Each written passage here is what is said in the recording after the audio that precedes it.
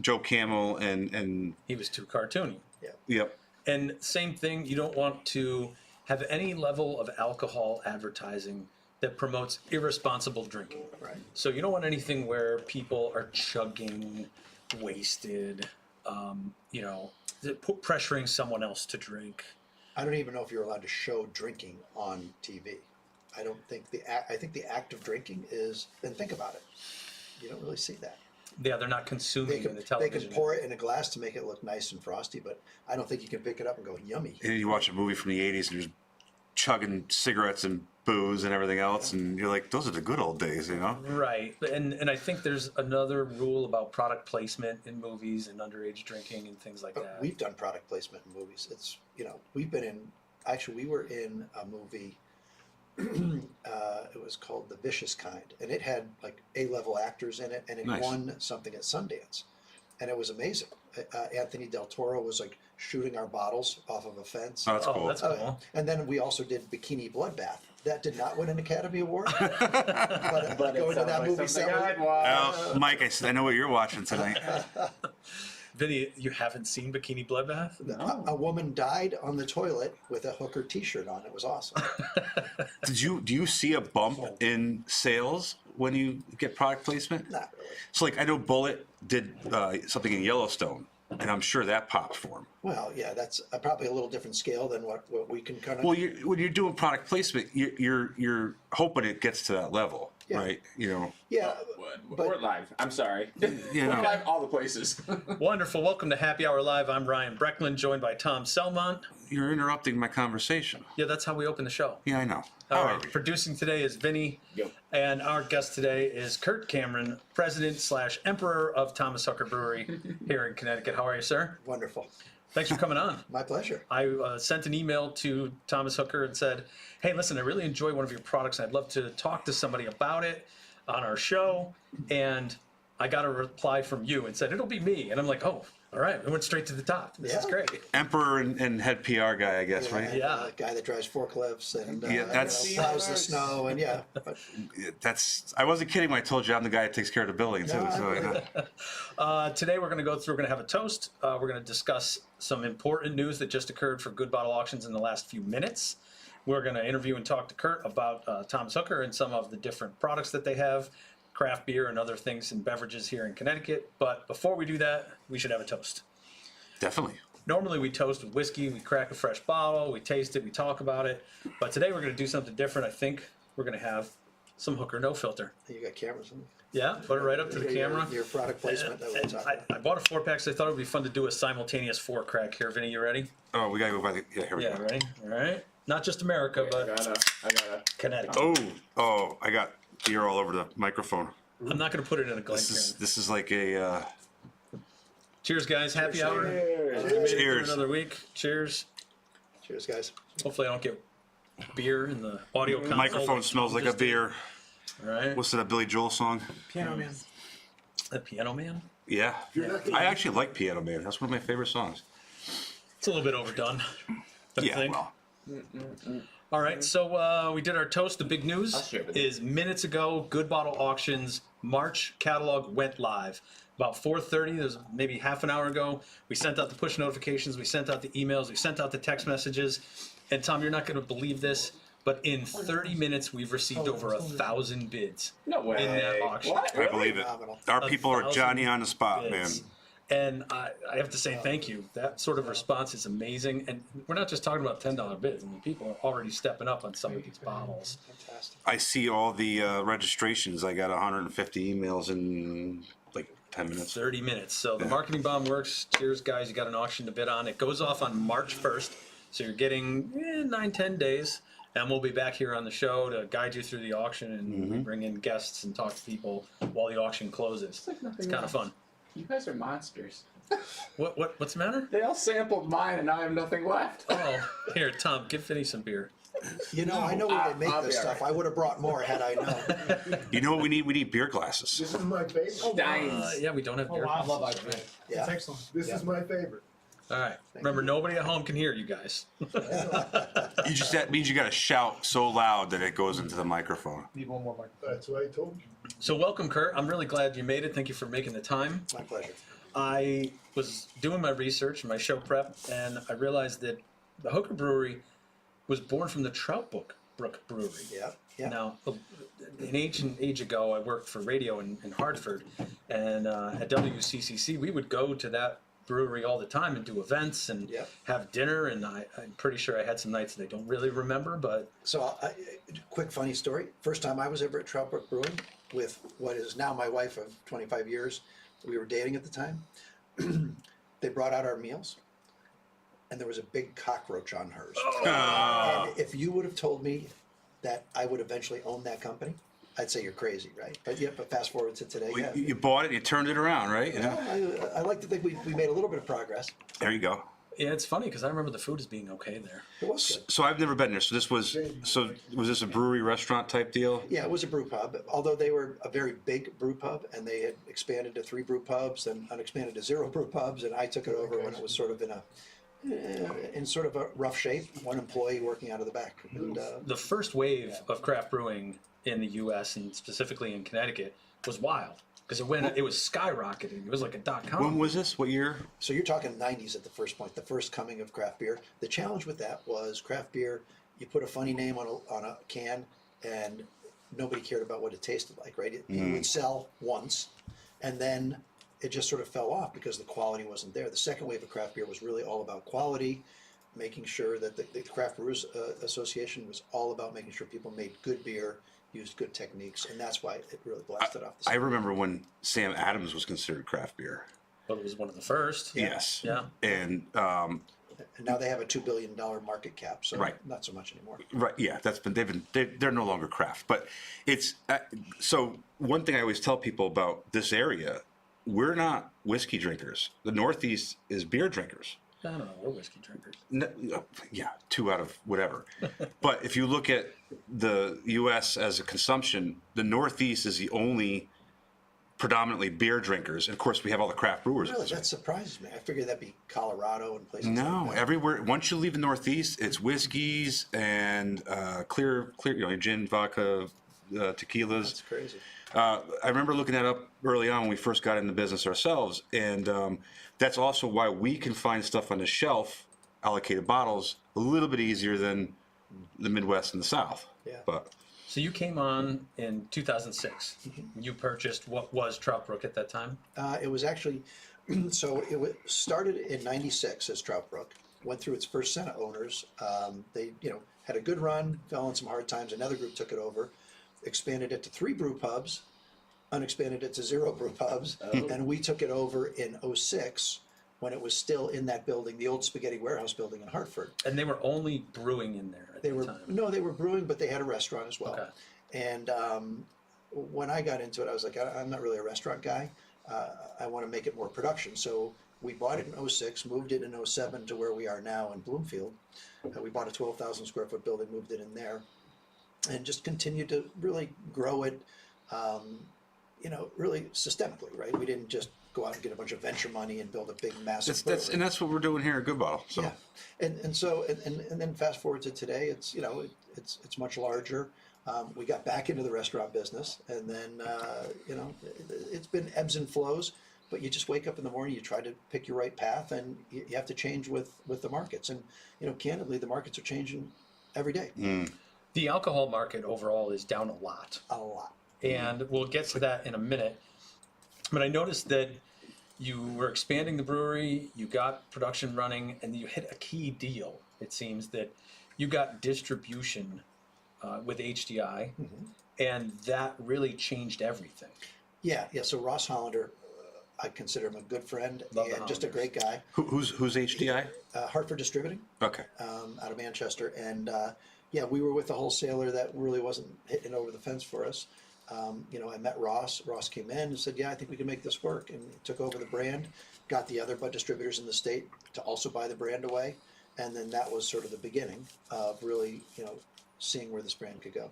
Nice. So I ask the question all the time for small breweries.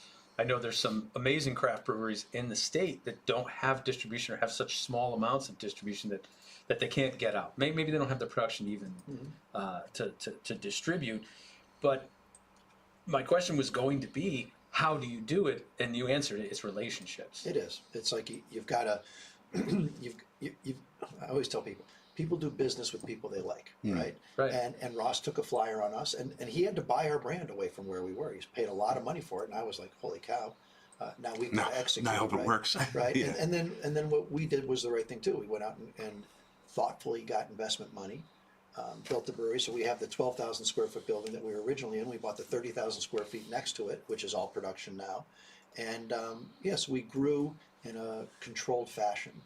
We don't have, we have one very, very small loan left, but everything's paid for. So that was 06. Well, '06 is when we started. So you're looking at 20-year anniversary. I know, isn't it crazy? Ah, Yeah. Wow, congratulations. You know what? That's Thanks. not an easy thing to do. Yeah, I know. No, we're still kicking. We got a great team of people, and yeah, I couldn't be prouder of the people because they're really, not to get all emotional about it, but they're what makes the company.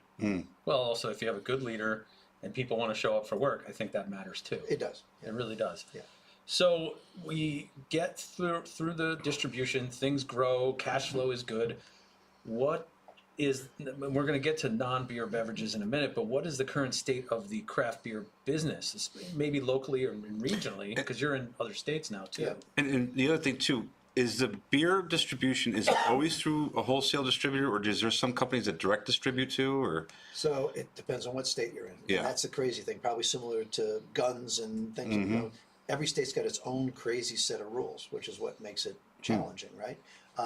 So yeah, every state's different, and you don't need a distributor in Connecticut, but people, distributors make all this money. Like, they've got massive infrastructure costs, They've got right? massive infrastructure, massive number of people to get your product out there. Right. And a slimmer margin than you think. Right. Exactly. Yeah. And so the Bud guys in the state, the DiCellos, the HDIs, the Levines, I mean, they run top-notch organizations. I mean, when I compare them against some of the other wholesalers in the state, they're the best. I mean, If you walk into HDI, it's clean. The forklifts are running right. The stuff's you look at the pallets on the warehouse floor. Absolutely. They are squared to the corners. and I got to tell you, I've been in some, not so much. Right. Right. So, but yeah, so they just been, that was sort of the beginning for us, because that was really sort of a pivotal moment, because if we didn't do that, I probably wouldn't be here talking to you right now.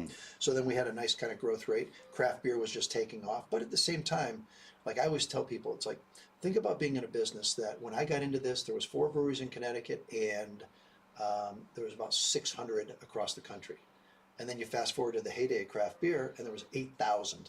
Right, so Nationwide. your competition grew from 600 to 8,000 in a matter of about 10 years. And how many are in the state of Connecticut today? Right, so you have Ballpark. you have to delineate between like brew pubs or restaurant and Yeah. production breweries, right? So Production breweries. I'll say 10 that are of size. Yeah, bigger ones. Like New England and Two Roads and Counterweight. Counterweight, Yeah. and those are the guys. Would you and then- count Alvarium in there? Yeah, Alvarium's in there. They were a restaurant concern, and Right. they're not quite as big as us. From a Certainly not square production. footage, yeah. Yeah, and but they've done a good job, and so there's guys that have done a great job building a business, and that's one of the other key things, right? It's like at the beginning of this, it was all about the beer, right? But it's like you also got to have a business acumen to be a successful brand. Right. You can't just make amazing beer. And one thing I like, one of my favorite breweries in the state is Fox Farm. It's tiny. Yeah. And they sell out every week. Yeah. And you got to go stand in line, and you have to drive far away, and you have to go stand in line. You can't find it anywhere else. Yep. It's a great beer. They have great recipes, but that's sort of it. Yeah. Yeah. Right. But that's always the challenge with any business, right? Is you get to a point where either you get bigger and bigger and bigger, but then sometimes the shine comes off, right? Because once you somebody once described it to me like you're a garage band, and then you start getting a lot of followers, and then as soon as you sign the deal with the record company, everybody thinks you're a sellout and they don't like you anymore. Yeah. All of a sudden, your music sucks. Or in our world, you get bought by you get bought by Budweiser, you get bought by Miller, and it's like then all of a sudden, oh, they suck, they sold out, they don't have the same, If you deliver a It's quality small. product, if you have a good recipe, you have good philosophy, you're going to be fine. Yeah, but you also got to have good marketing and good sort of brand identity, right? So I think that having good product is almost, you got to have that, Yeah, that's number one. But then the other thing is people have to identify with your product, right? Whether that's, like I would think about like Magic Hat. Remember Magic Hat back? Oh, I in was the day? just going to mention Vermont at one point was the big craft The brewery epicenter, area. yeah, for a Right. minute, yeah. So And Magic they're Hat was, gone. yeah, well, Magic Hat was crazy and zany, and so his name was Alan Newman who ran that, and I sat through a seminar with him one time, and he was just a really interesting guy, a creator, but he also made the comment. He goes, I've never started a company that I didn't eventually lose. He says, I'm really good at creating a brand. I'm really bad at taking investment money. So that should tell you Yeah. everything you need to know. So private equity gets involved, and we've had people look at us over the years. And I remember actually Ross Hollander making one comment. He goes, "Well, the one problem with Budweiser," he goes, "there's nobody that can take the fun out of the beer business like them." Right? And that was his cautionary tale to me, Right. to be like, because they came and they were sniffing around when they were looking at small craft breweries, and I knew we were too small to be a real buyer affinity, but it was a compliment to have them even come look, right? Right. But that is one of the things that you have to look at in these businesses, is that they're businesses. Even though they're emotional and they're fun and this and that, it's still a business at the end of the day. So at your facilities, you're only brewing your product? Nope.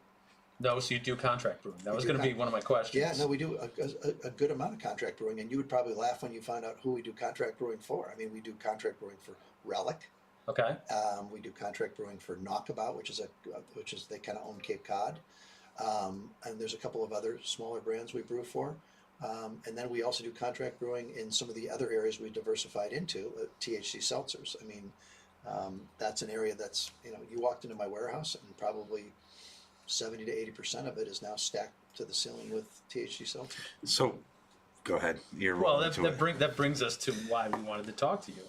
I've started to see the THC seltzers, but for me personally, I found the CBD seltzers. And if you're not in the know, you can get a beverage that has THC, the giggle ingredient in marijuana or cannabis as it is called, and you can get the CBD, which is a lot of the beneficial aspects of the plant, which includes anti-inflammatory aspects, relaxing, sleep, and things like that. Maybe you can give us a top down on that, like how it's legal in Connecticut, where we can find it, what it is, and how it's made. Well, let's delineate between the products, right? So cannabinoids are a series of components of the marijuana and hemp plant.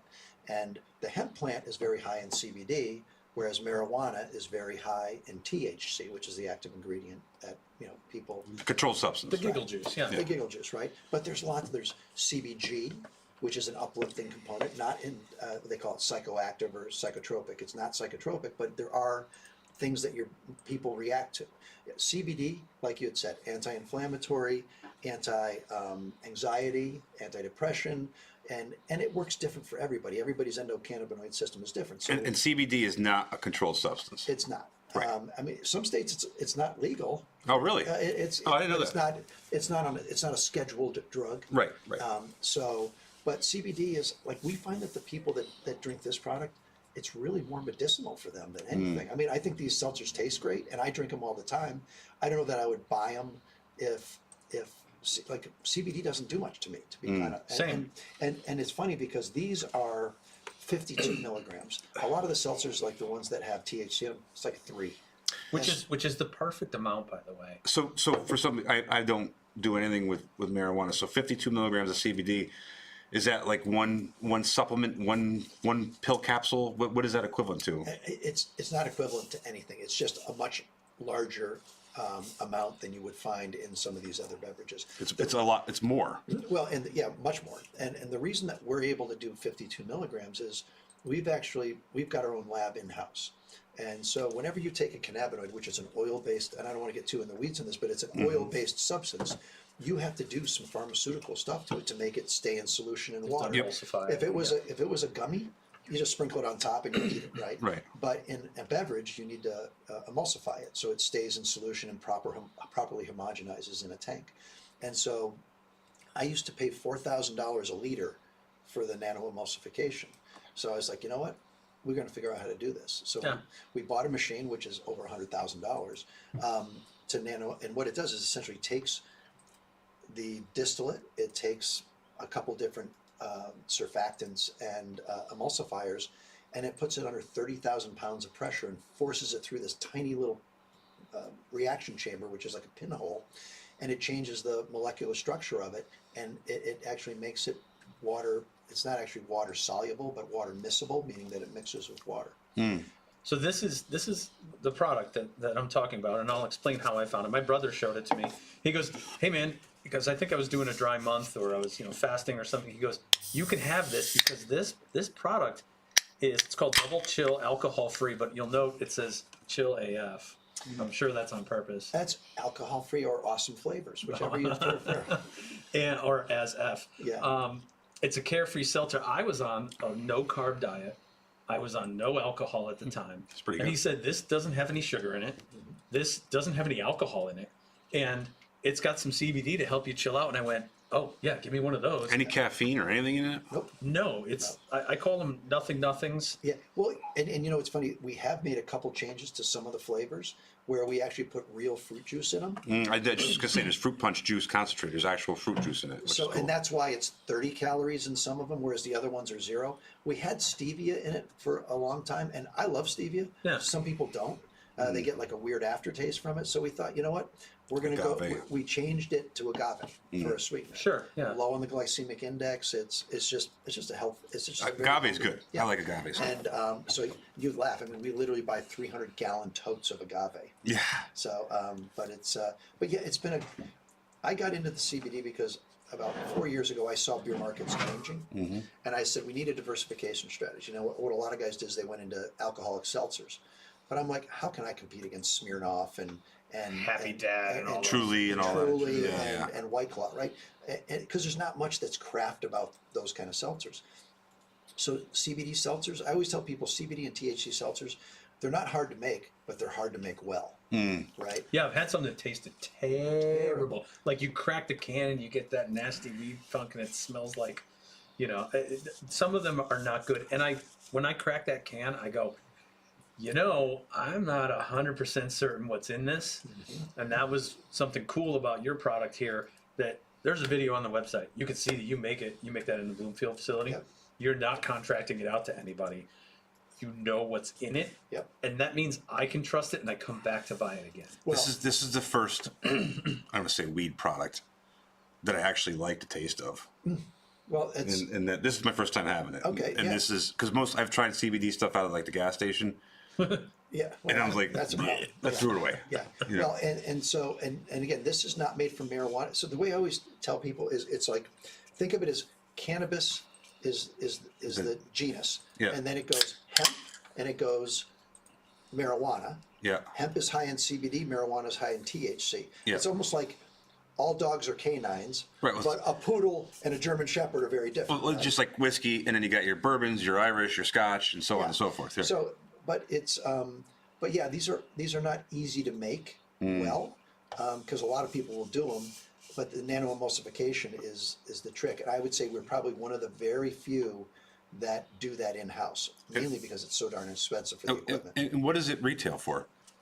That right now I think is $13.99 a 4-pack. That seems about right. I Oh, bought that's a couple today. Very reasonable. Yeah, Can you guess what store I bought them at? Conti's. Yeah. yeah. And you know what? You can go on the way I use this product, right? And this isn't an ad, by the way. I'm genuinely asked you to come here because I like the product and I think it's interesting to talk to people about. When we do events, we did the Connecticut Bourbon and Whiskey Enthusiast event where we poured whiskey for all sorts of people. We did the Mohegan Sun food and wine tasting Right. event. While I'm there, I'm pouring alcohol for other people and I'm responsible for their experience. Right. And I want to have a drink that not only kind of looks like I'm drinking, but that I enjoy and keeps me chill, because as people drink more at these events, you kind of have to, They get sloppy. yeah, and you want to be the responsible, relaxed one. I had a couple of these at Mohegan and life was great. You can throw it in a cup or drink it right out of this. And So I think I've done CBD stuff, and it was like a gummy or something, and I had little to no effect because then I had like muscle spasms because it's supposed to be good anti-inflammatory, and I was like, eh. But it also depends on, and so one of the things that we did, and we actually introduced it and suggested it to be a requirement at the state level, that QR code, you Yeah. scan that, it takes you to independent lab results. And so you can figure out what's in every one of these cans and see the lab result. And we did that since day one. So a lot of people don't for I have CBD products. I have a little bit of experience with the marijuana industry just from planning and zoning stuff, And one of the problem is, when you get a report from something, that thing they tested could have X, and then next week's batch could be radically off or high, low, whatever. And it sounds like you guys managed to nail it down where it's consistent. So what you'll see is a package date on the bottom of every single can that links back to the independent lab results for every single batch. Wow. So it's and that's a great point too, because there's a lot of brands that they say, here's our lab report, and you're like, that lab report's from 2023. Yeah. That's not what's out in the market right now, right? You can't. There's no delineation between batches, but our stuff is. I mean, we keep some labs very happy because we test so much stuff. So my question is, how is it going? Great. I mean, honestly, this is an interesting, like the THC market is an interesting market because there's. Do you have a THC product? Yeah, there's. There you go. This is called Muse, and this is the THC 3 milligrams. So and before you, I'm sorry if I'm jumping the gun here, but is this considered a marijuana product? Or is it below? Is there a certain limit, like Cannabis. percentage? The reason it's not marijuana is because the THC is derived from hemp. So that's Okay. That's always hemp been has sort a tiny of. amount of THC in it. It does. So you're not going to get high off this, is what I'm saying. Oh, if you have a few of them, so that's 3 milligram.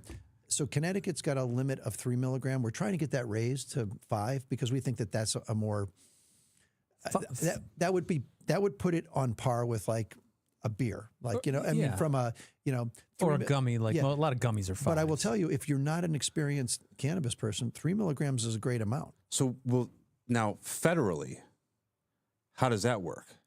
So federally, I know they just changed something too. but you got to keep in mind these are not under the cannabis rules because it's or I should say not under the marijuana rules because they're not from marijuana. Hemp-derived They're THC. hemp-derived THC, which is it a loophole? Yeah. But I think what we're finding is that these products, I hate to say that they're safer or better for you than alcohol, but matter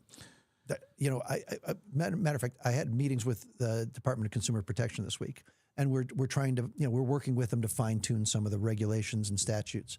And I was like, is there any known report of a negative interaction? Either kids getting a hold of it or people, getting pulled over or crashing. And they're like, no, right? So I don't want to say they're completely, safe, but they are safe. Is this 50 state legal? Let's put it that way. No.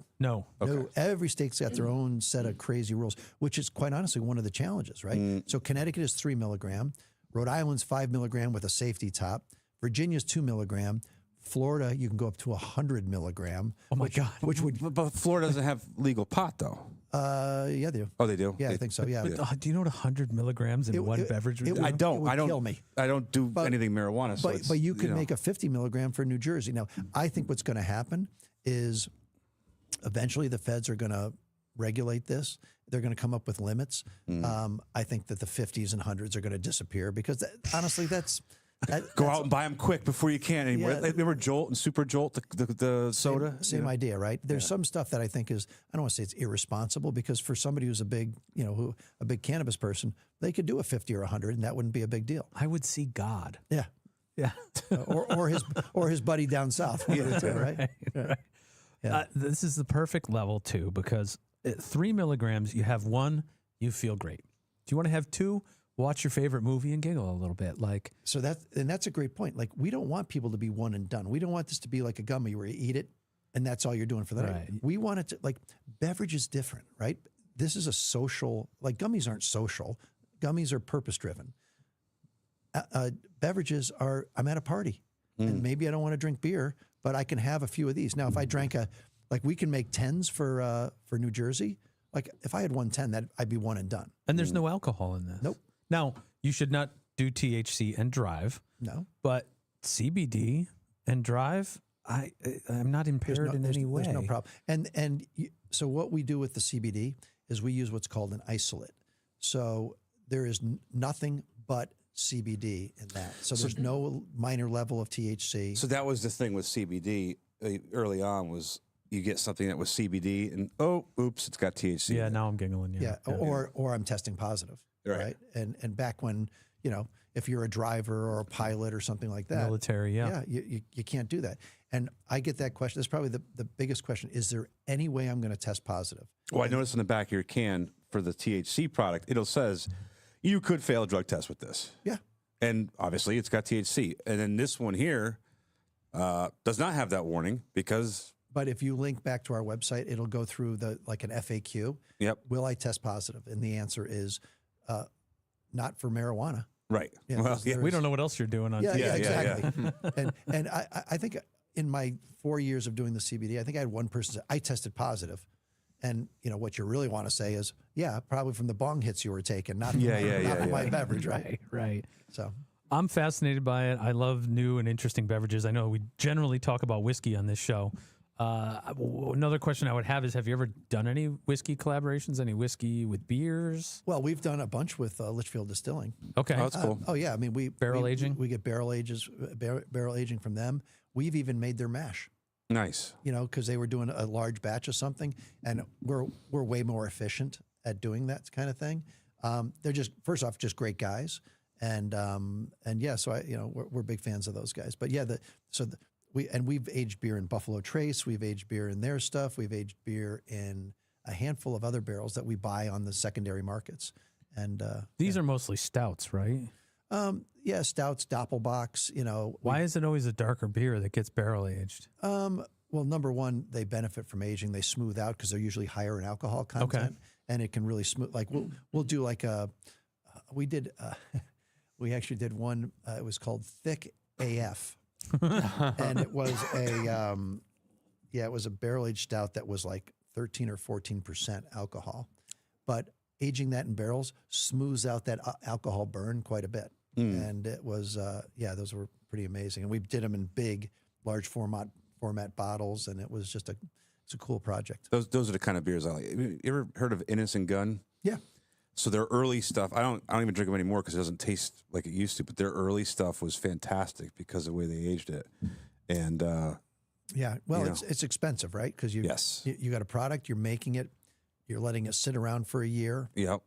and then bottling out of kegs like that, big barrels it's a lot of work. Yeah, yep.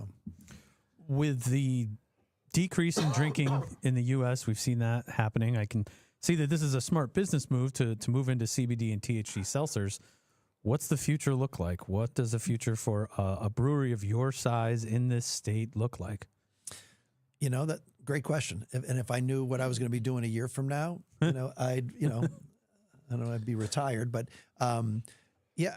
what I always like to do is I just sort of scan the markets, right? And I say what fits us, because I think one of our advantages is we can turn on a dime, right? So, for instance, for these THC drinks right now, every state has its own rules. So I have 5 flavors, but I have 30 products. 30 SKUs because each one's got different milligrams in it. Yeah. And so if I was a massive producer, like a Two Roads, that might be a little bit more challenging because I'd have to make, 10 times the amount for my, minimum size batch.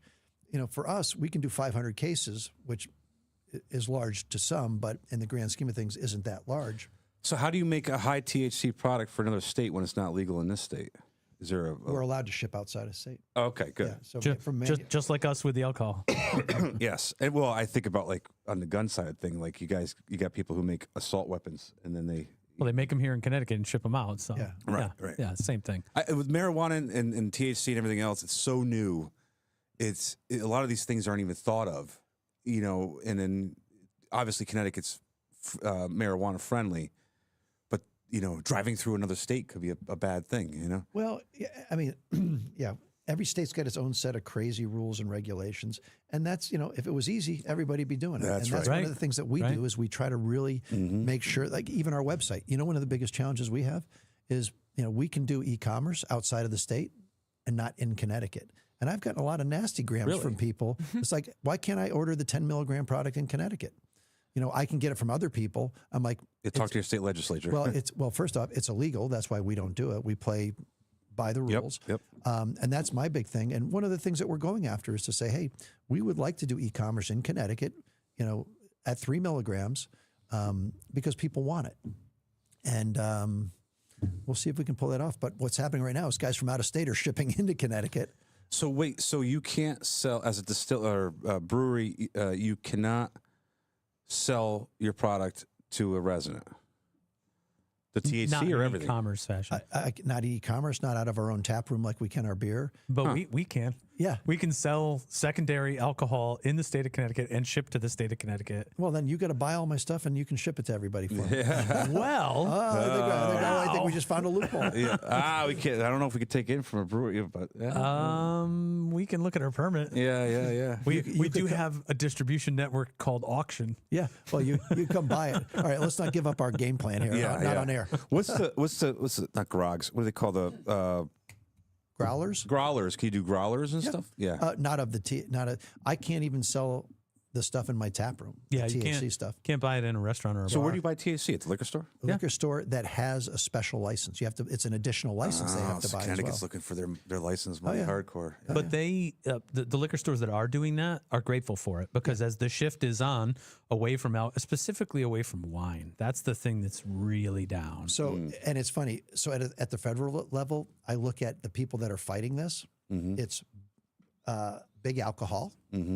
It's soda. I've seen some of the soda execs come out against it, and I've seen wine. Yeah. And you sit there and go, you guys all of a sudden got all interested in public health. For Give me a THC, break. yeah. Give me a break, right? And it's like as soon as the soda guys stop selling high fructose corn syrup to our kids and making them fat, and when the liquor guys want to start putting safety caps on their products, it's all about money. And I would predict that as soon as this becomes federally legal, all of a sudden all those guys jump into this business. Right, they're going to come and buy anybody who has a good recipe and a good product. Big Let's hope Tobacco owns most of the marijuana industry, from what I understand. Yeah, it's kind of interesting. Yeah. I'm sort of on the periphery of that. Yeah. And to a certain degree, like some of the marijuana guys aren't wild about this because they consider themselves to be a highly regulated market and they think we're getting away with something, right? But it's like, guys, we're 5 milligrams. You're selling vape cartridges that are 1,000. So come on. It's a Well, different just world. like beer versus whiskey, the beer is beer, whiskey's high proof. It's the same concept as the dispensaries versus a THC drink. So Yeah, but at the same time, you look at the rules around whiskey and beer, they're kind of the same. Yeah. Didn't they just change taxing too? Well, taxing is. Yeah. But you know what Connecticut taxes the THC product? $1 a can. Yeah. $1. $1. And we're working on that. And honestly, and I'm not saying this to pander to them, but our Department of Consumer Protection and our legislators have been very open-minded and communicative about making sure that, like, we're not going to get it right the first time, but we're working through those and we're having great conversations with them to make this a viable business in Connecticut, a well-regulated but viable business. Yeah, it employs people, it generates tax revenue, and it's something that people want. Yeah, it's a multi-billion-dollar market nationwide now. Well, Tom, that actually exhausts my list of questions. Did you have any? I don't want you to. I was going to say, it sounds like you'd be like a medium-sized brewery. Yeah. Do you think that the THC and the marijuana products are going to? Do you sell more of those than the beer at this point, or you think it'll outgrow it? I think it's trending that way. Yeah. I think it's, yeah. I mean, I think there's a lot of people. To your point, you were talking about wine. One of the key demographic drivers for the THC beverages is female. Yes. Oh, absolutely. Right. Sure. And I don't know if it's because it's low calorie. I don't know if it's just because it's easy to drink. And yeah, to your point, it's like if you didn't know there was THC in it, you don't taste it. I mean, it doesn't taste like like marijuana or a dank sort of. Right. But that female demographic is all over this stuff. I bet. The thing I hear on the street is my mom drinks wine. Yeah. Yeah. It's Hey, I'm a wine guy. I mean, I used to own package stores and I love wine, but I will say that, a night of drinking wine, you feel it the next day, right? These things, like and I was never like a weed guy, but I will tell you, I'll have 1 or 2 of these at night before I go to bed. I sleep like a baby. yeah, the CBD is great. Yeah. I mean, I take a CBD supplement in the morning, normal like a post workout and anti-inflammatory thing. So it doesn't affect me quite as much as it does other people. So, if you want to try one. So And you mentioned before the THC ones are not designed to get people giddy unless they have 2, 3, 4, 5 of them. I think of people like a lot of people who just flat out won't, they don't do the marijuana thing, but they probably would start with something like this. Yeah, and it's like anything. Think about when you first started drinking beer when you were a kid, right? Yeah. Everybody had that first bad experience where they just did too much. Mike's Hard Lemonade for me. And look, I've had that same experience with people that they're like, yeah, I drank like 6 of them. I'm like, ooh, yeah, that, how'd that work out for you, Be right? responsible. But the challenge is they taste like nothing. Like they're just so easy to drink. It's and like a they're so seltzer. refreshing. Yeah. And so you just need to learn how your body reacts to this stuff. And I think as the consumer becomes more and more educated, that's how this thing is really going to take off. And that's why, some people are like 3 milligrams isn't enough. And I'm like, yeah, it kind of sort of is. I think that it'd be nice to be able to offer options, like maybe a 5, maybe a 10, but that people should be aware that, and the other thing is it doesn't kick in right away. Now, alcohol has a lot to do with your weight. Well, this doesn't affect the body the same way. This attacks more the brain, right? And so your weight doesn't have as much to do with it like alcohol does. And so alcohol, if you're a 300-pound guy, you're going to be affected differently than like an 80-pound woman, right? When it comes to alcohol, these are different, and it's also, and people, not to get too in the weeds in this, but it's what's called lipophilic, meaning that when you drink the THC seltzers, it depends on what's in your stomach. If you have fatty acids in your stomach, they will help absorb the THC into your system. Whereas, if you're going to have a nice steak, have yourself a ribeye and some butter and things like that, that's when you take your gummy. Yeah. So it'll help. It'll absorb it in your body better. Right. And I experienced this one time with one of my best buds. We were down at a shore house, and we had a gummy and a seltzer before. And then we went out for prime rib, and we're sitting at the bar laughing our butts off. And then all of a sudden I'm like, dude, I don't think I can drive. Because, we had maybe more than 1 or 2 seltzers. And that was why, because it was the perfect storm of absorption. Yep. Steak. If I'm going to have a gummy, I like to have a steak along with it. So funny you've experienced that. So can you, or maybe it's a bad idea, combine a THC drink and an alcohol drink?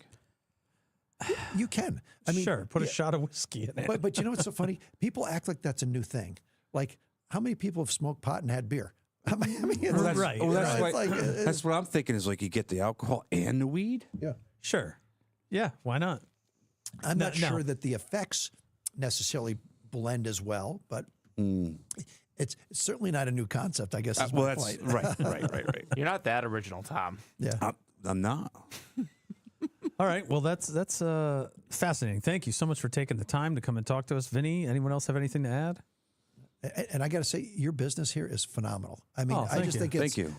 I loved coming in here and learning about all the different things you guys do. It's just so cool, and there can't be anybody that does exactly what you guys do anywhere. There are very few of us. There's very few. There's very few. I mean, generally speaking, people are like, oh, what do you do? Oh, we're an auction house. Then you get that's easiest. Or if I want to be, hey, we sell guns and booze. So it's like, oh wow, you sound like you're fun, But you got to know your audience. Yes. And it's an interesting delivery method. I think that Good Bottle Auctions, there's some things in the future, whether it comes with doing a barrel drop of an entire barrel of whiskey, adding that into the auction process. We could do it with wine releases. And we've done a little bit with beer too, just rare beers and hard to find things. Sure. I think the method that we use to sell is full of possibilities. Well, and having been in a regulated market for the last 20 years, I know how hard that part of it is, right? And you guys have figured it out. I mean, guns and alcohol, there's not many more regulated sort of market segments than that, right? A long time ago, someone told me having a license or a permit is a license to make money. Or a permit to make money, because if it was easy, everybody would be doing it. Right. And I just kind of ran with it because originally I was into insurance that needed a license, alcohol and tobacco and firearms. They all need license and permits and pushing paper. Sure. And it's fun. Yeah, it is. We have great customers, good sellers, good buyers. So thank you again. Obviously with 1,000 people jumping on board in how many? 30 minutes. That's Oh, let's see 30? what's that now. So there's 1,000 bids in 30 minutes. I'm just going to refresh the screen here. We're almost to 2,000 in an hour and 15 minutes. So you're saying I'm good luck. Yes, absolutely. Thank you.